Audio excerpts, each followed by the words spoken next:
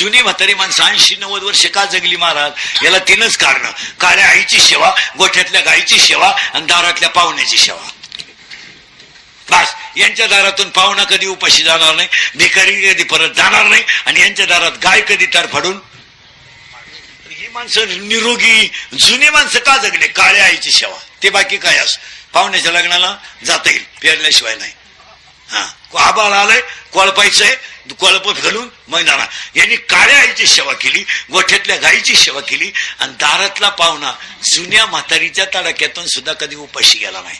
नाही नाही नाही नाही, म्हातारीनं अर्धी भाकर, एक भाकर चुलीला लावली, एक भाकर जर तव्यावर असली ना, खालची लगेच अर्धी मोडायची, भिकाऱ्याला नेऊन द्यायची. भाऊ जाय, थांब अजून कालवण झालं नाही, नाही तर मग असं कर, थोडा वेळ बस, कालवणही नाही. हा, ही माणसं जगायचं कारण. आणि निरोगी का? नीतीचा व्यवहार. लबाडी दुकानदाराला बरंच हरभरे विकले पैसे देईल, पण बुडवणार नाही. आता लोक आठवड्याला नावा दुकानदार पाहते, याचे यानं मागायला त्याला जास्त झालं म्हणतो तू दुसरं दुकानाला. जुन्या म्हाताऱ्यांचा एकच गुण आहे, काय? किराणा तिथंच. भाऊ हे बाय, पैसे आणले नाही, माल दे, पण आज माझ्याकडे पैसे नाही, आणि हरभरे ऐकले तुझा रुपया सुद्धा ठेवणार नाही, पण दे.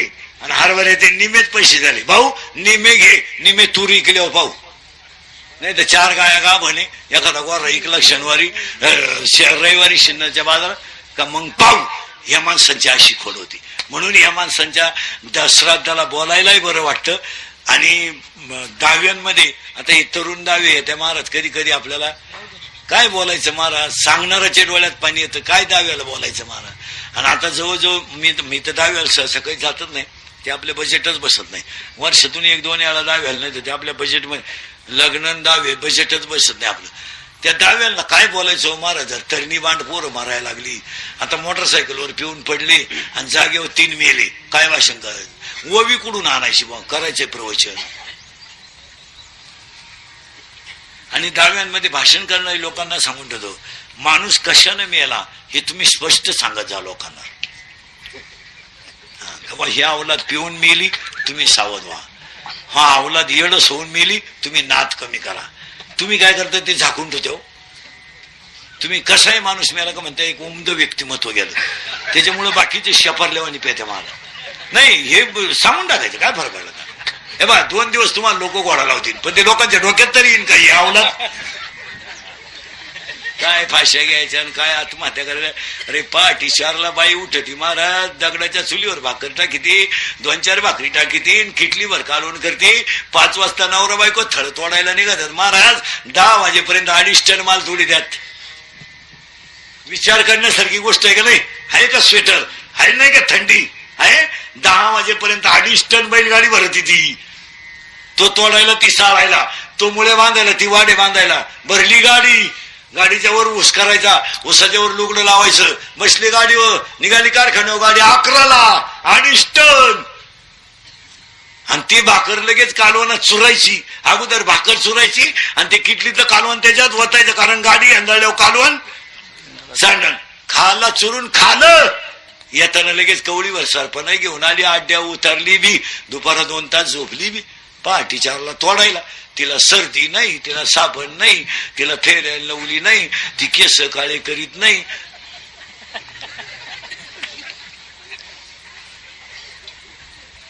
बाटलीतलं पाणी पित नाही, जिथं बार तिथंच पाणी, जिथं थळात बैल पितील तिथंच पाणी. त्यांना सर्दी नाही.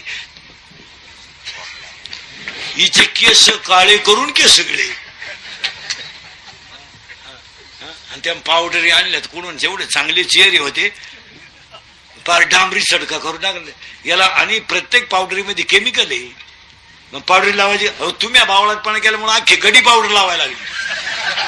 एवढा येडेपणा झाला. आता पकवा त्याला पावडर लावून काय करायचं?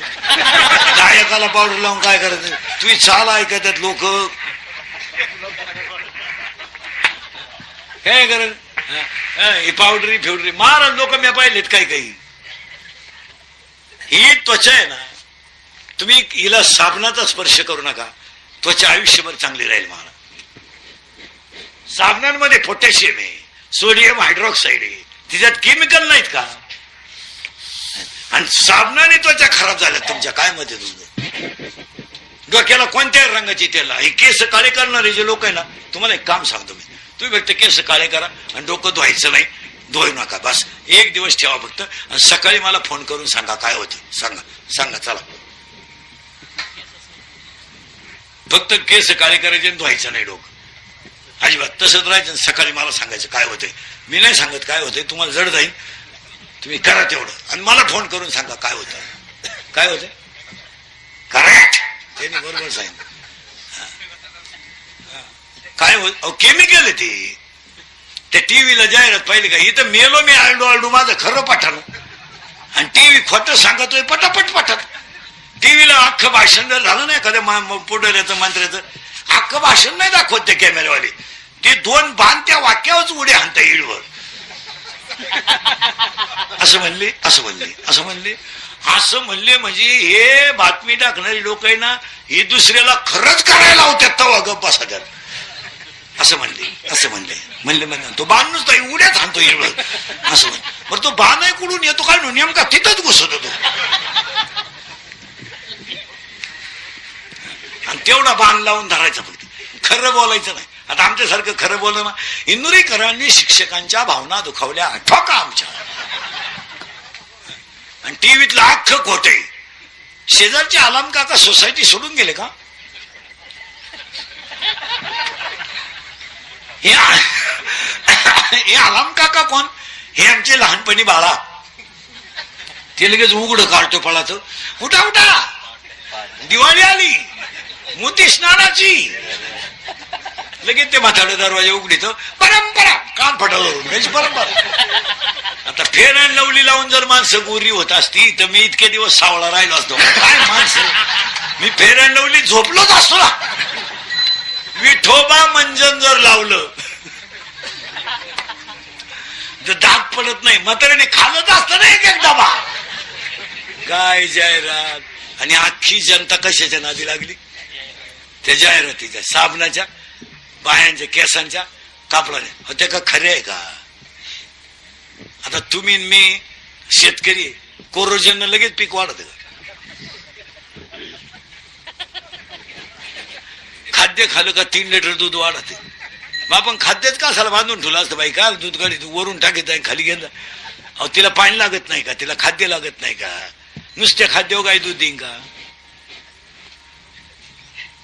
तुम्हाला माझी एक इच्छा आहे, तुम्हाला सांगून टाकतो, आता सप्तमी आहे, मी मेल्यावर तरी तुम्ही सुधरा,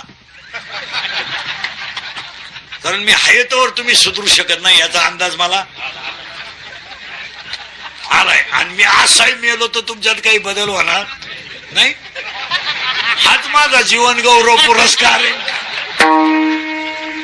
नाही महाराज, लोकांनी थोडंफार तळतळीनं माणूस बोलतोय म्हणले बदलायलाच, काही नवीन आणायचं आपलं काही. आता आपल्याकडे लग्न सुरू झालेत, आता तुमचा पट्टा तर लग्न कोणचा हात धरू शकत नाही. तुम्ही पैसेच कुठून आणते. म्हणजे कधी कधी पाहतो नांदूर पासून पाहा तर दुडीच्या पुढे सिन्नर पर्यंत 15-20 लॉन्च झालेत, आणि प्रत्येक लॉन्चला संध्याकाळी लग्न. हो आम्ही रात्रंदिवस आत बोलतोय तरी कधी कधी घालवला तेल नाही. तुम्ही एवढे पैसे आणत्या कुठून. गावभर लाईटिंग फेटे, आणि आता तर तुम्ही वेगळाच तमाशा आणलाय. लग्नांच्या पत्रिका बंद केल्या आणि ती पोस्टर लावायची, बॅनर लावा. ते तुम्ही पराक्रम केला, बाप झाला तू, बाकीचं गाव माणसूट आहे. पण ते नवरा नवरीचे फोटो जरा माणसाच्या अवलादीचे लावा बा. काय पायाजोगे का ते चित्र, ते बंगरी नवरदेव खबर मांड.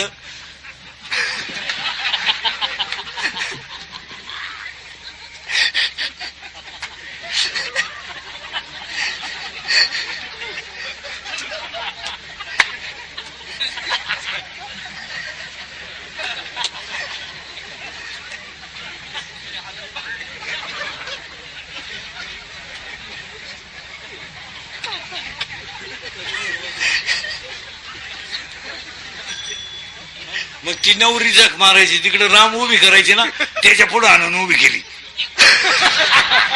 ती आवळून धरते तिला. आता ती पहिल्यांदाच तिने याला पडून गेली, ती आता सोडली तरी जात असते. आणि त्या लग्नाला आम्ही आशीर्वाद द्यायचे. काय येड्याचा बाजार आहे का. आणि पुरींचे फोटो इतके बिंडोक आलेत, काही काही पुरींचे घागरा घालती, घागरा घागरा, नवरी नवरी, घागरा घागरा, आणि घागऱ्याचं एक टोक हातात धरती. ते फोटो पहिले बदलावा. तुमचं काय मत आहे? तुम्ही लावा